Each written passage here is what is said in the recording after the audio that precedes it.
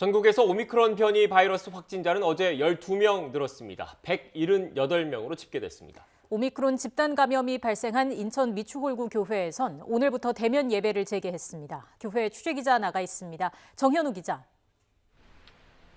네, 인천 미추홀구에 있는 교회에 나와 있습니다. 네, 대면 예배에 참석한 신도들이 많습니까?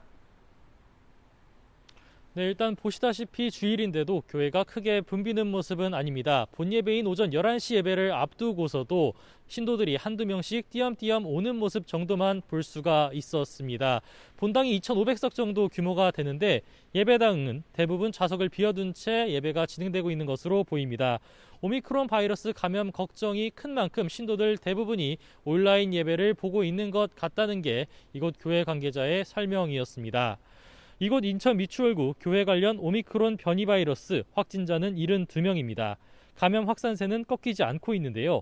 어제 집계로 4명이 더 늘었고 의심 사례도 1명 추가되기도 해 이번 대면 예배로 감염이 더 번질 우려도 있습니다. 하지만 교회 측은 지난 2일 시작된 구청 시설 폐쇄 명령이 끝나 오늘부턴 대면 예배를 재개할 수 있다는 입장입니다.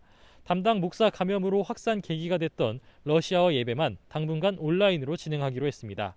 참석자 거리두기와 QR코드 인증 등 방역 지침을 지키면서 운영할 계획이라고 합니다.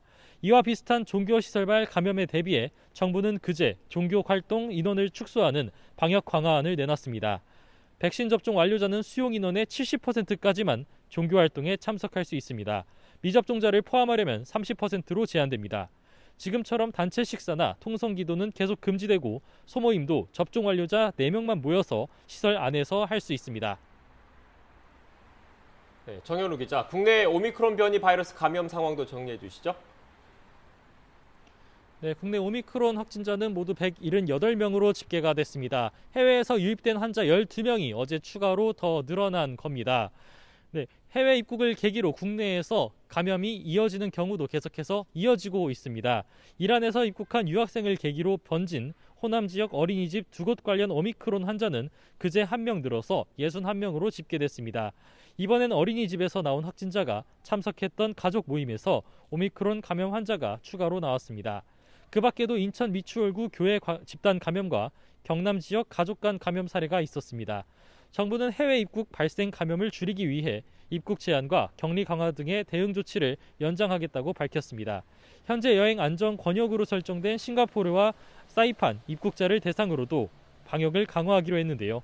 이전엔 입국 시 72시간 안에 나온 음성 확인서를 내야 했지만 앞으로는 48시간 이내로 해당 수칙이 강화됐습니다. 지금까지 인천 미추홀구에 있는 교회에서 YTN 정현우입니다.